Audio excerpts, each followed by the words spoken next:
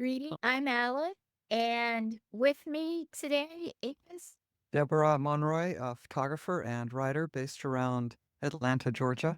today we're talking about predictions for 2025. We're using this book written by Eve Smith. That's Deborah, it. could you tell us just a little background on what the I Ching is? Because some people may be tuning in and they're like, what in the world is this?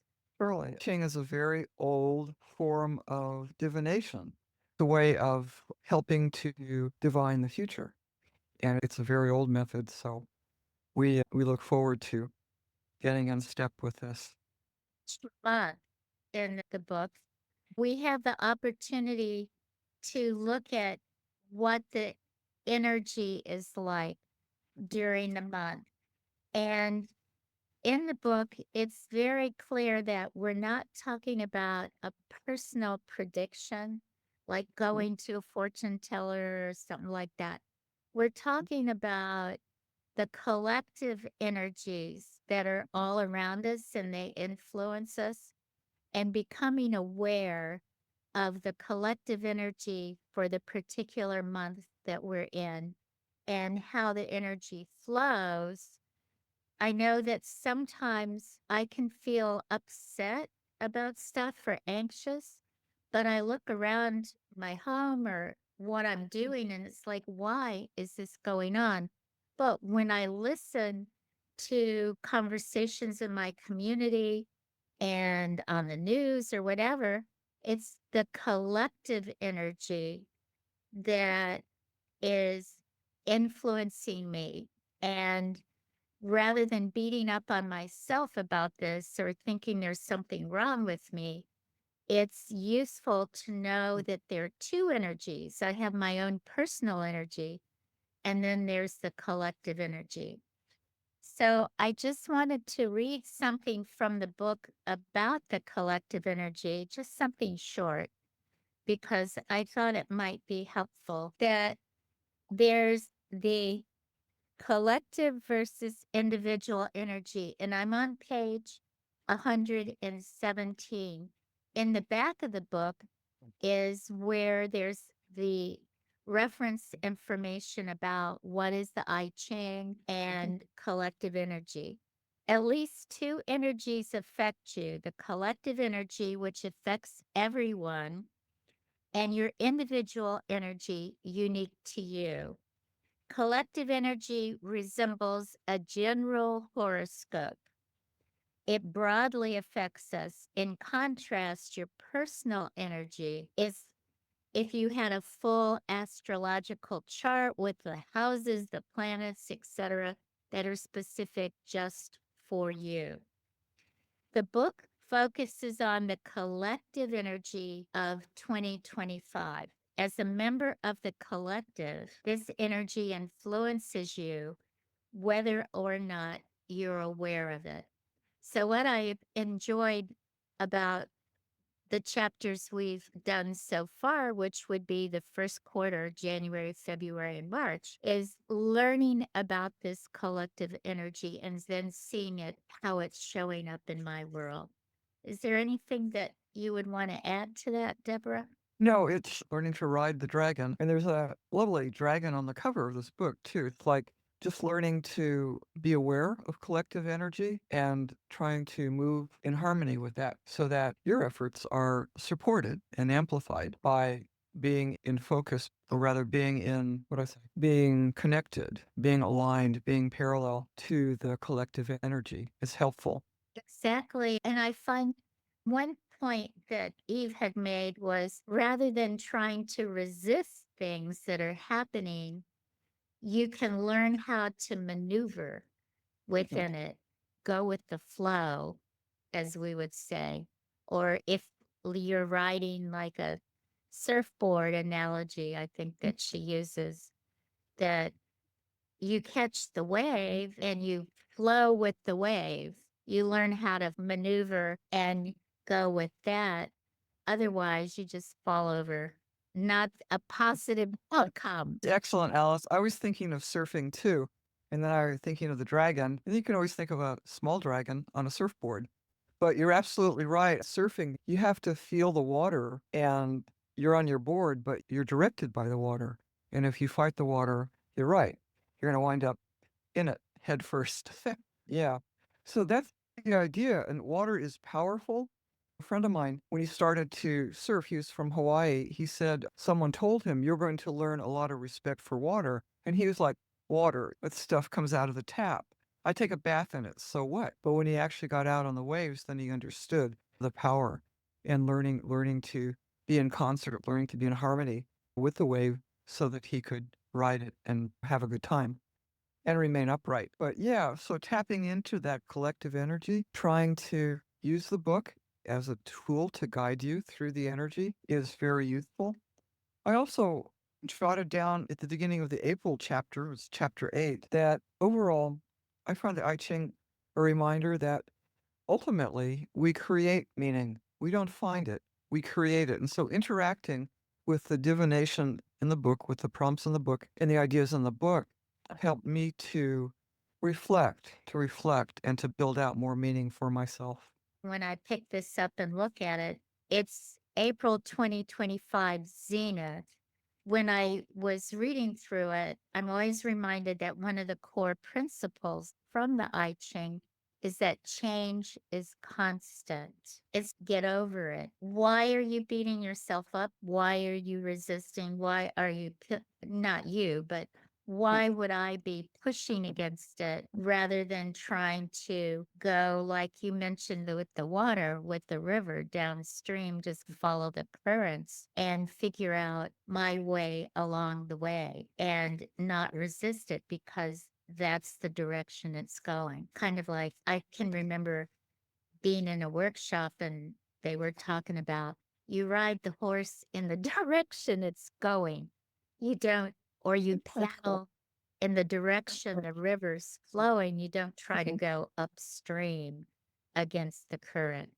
And so many times we think, oh, I don't want this change. I'm going to see if I can beat it. I'm going to do this. I'm going to do that. We try to maneuver.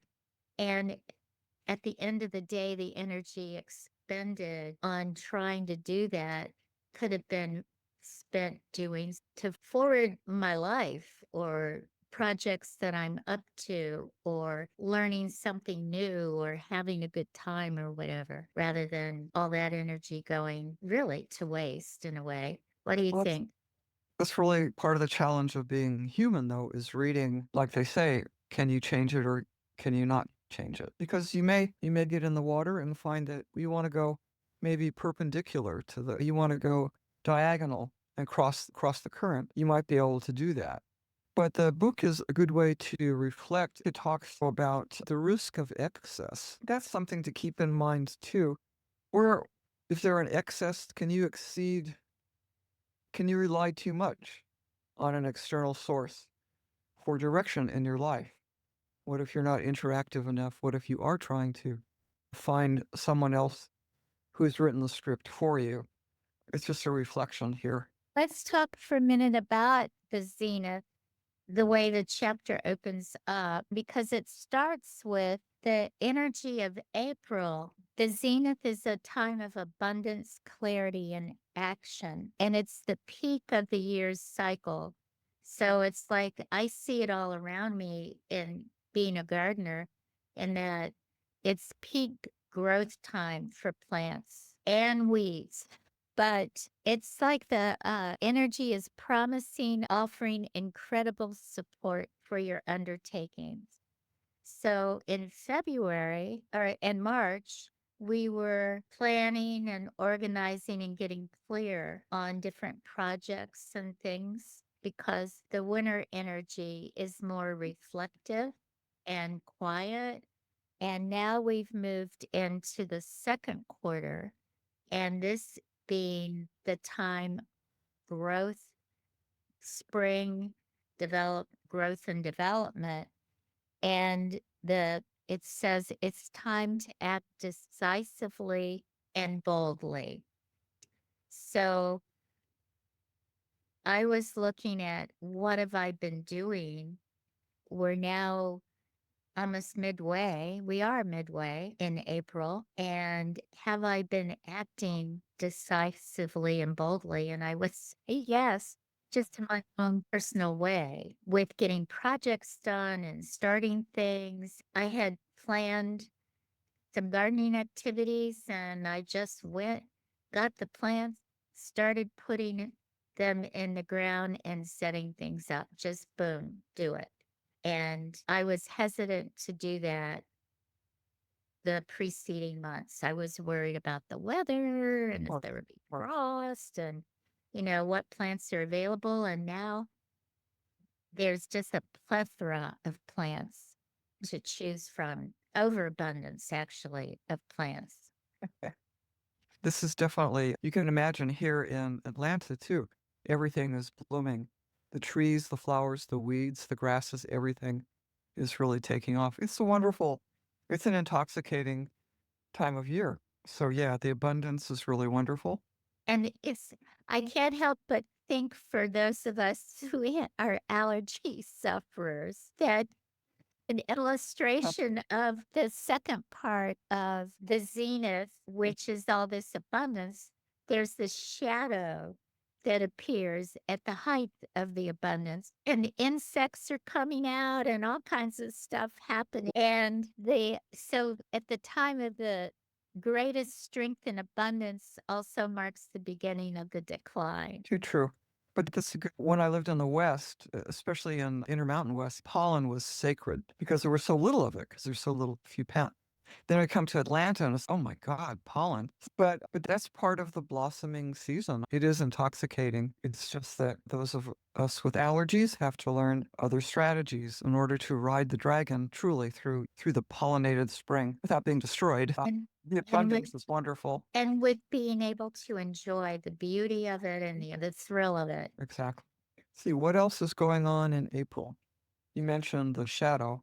Yeah, there was a warning about being extravagant, being so successful with all your projects that you get maybe overextended, or you think, I'm on top of the world, this is great, and you start planning like it's always going to be like this. And I think part of the warning for April is to remember change is constant. So what goes up may come down. And don't put all your eggs in one basket, as they would say, and think it's always going to be like this, because there's a change, a shift in energy. There will be a shift in energy. The energy of April doesn't stay constant.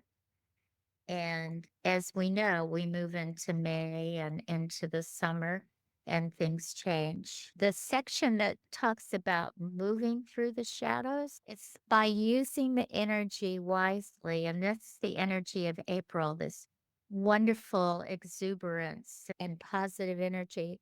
You can move through the shadows with grace. Recognize where wastefulness, whether money, time, or emotions, might create imbalance. Then the opportunity is to rebalance yourself in the areas where there's imbalance, whether it's you're overcommitted in time doing things, or you've overcommitted in terms of financial resources or feelings, almost manic expression, and rebalance those areas and return to the simplicity of what truly matters. This accomplishment will ease your feelings of disconnection.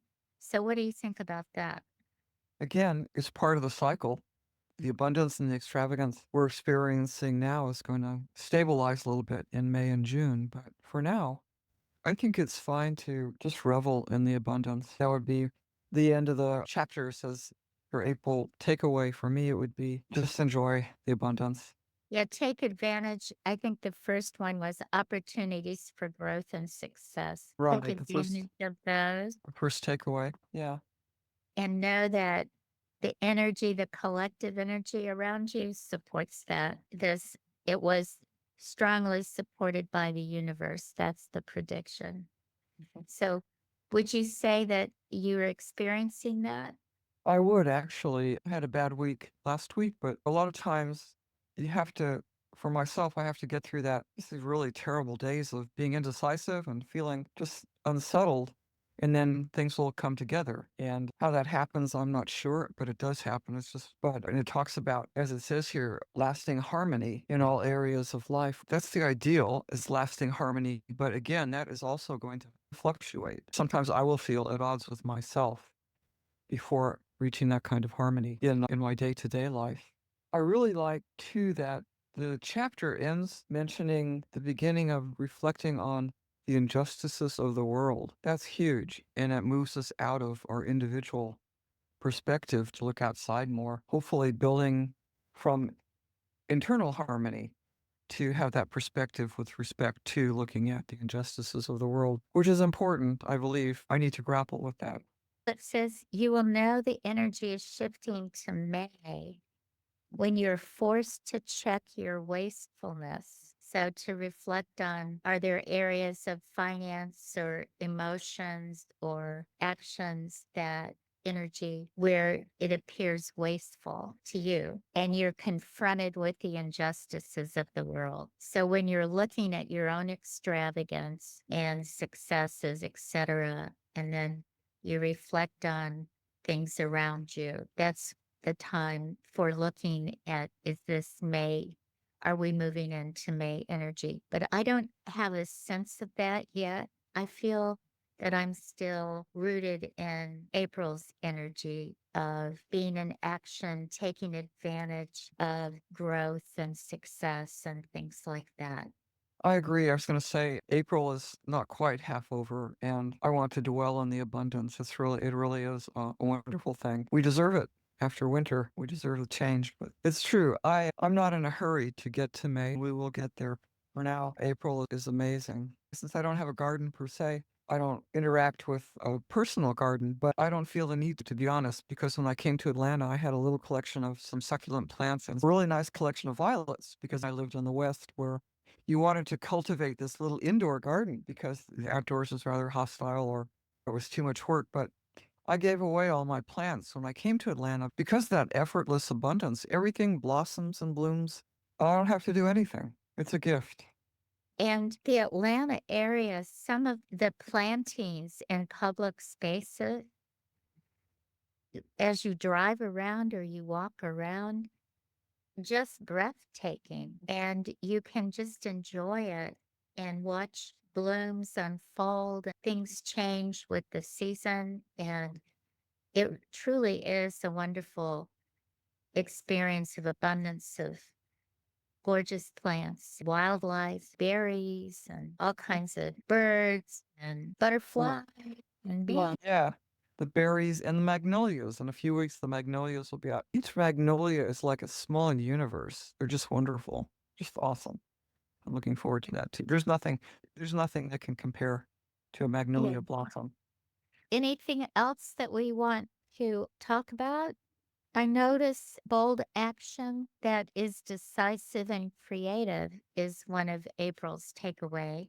When I think of bold action, I think of something huge, almost like on a public stage or something, but it's not really that. It's just in my own life. And I have little examples of bold action that I can reflect on now that I'm taking. And I just seize the moment, take advantage, go get those plants or go plant those plants or call somebody and check out, set up a meeting or something like that, which I was not prone to do in the first quarter. I was more homebody, read my books and journal and kind of flow along quietly underneath the currents on top. I feel like I've come out more. You blossomed. You're blooming.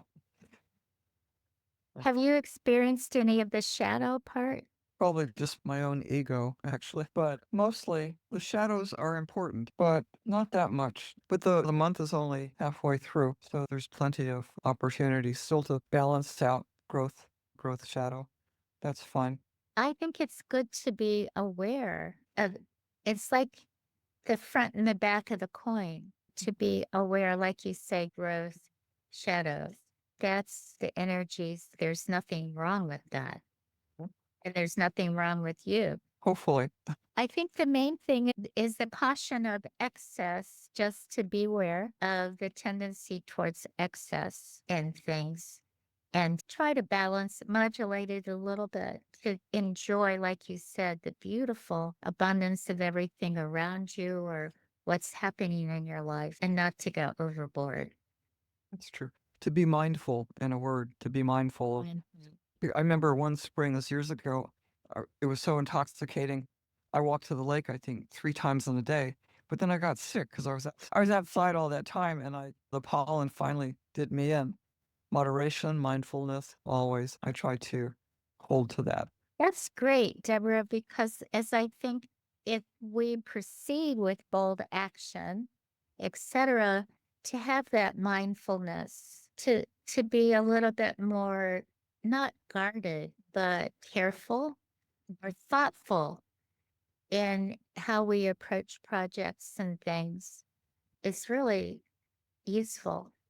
Very true, literally as well, because along with everything else blossoming and blooming, poison ivy is having a heyday. And here around Atlanta, it's like everywhere. Yeah. I don't throw myself headlong into the bushes.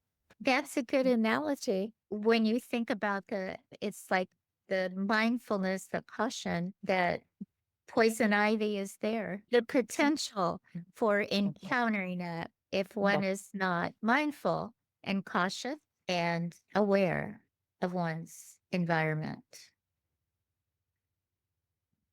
So far, so good for the month of April. I'd say the energy predictions are working out. I'm experiencing them. Are you? Pretty much, yeah. It's a good time of the year to radically shift gears, really, from the quiet of winter to the explosion of spring. It's quite a change. We will proceed through April, and next time we get together, we'll be looking at moving into the energy of May and what that holds for us and how we're completing on April. Sounds good. Thanks for coming and thanks for the conversation. Thank you. I will see you soon. See you in May.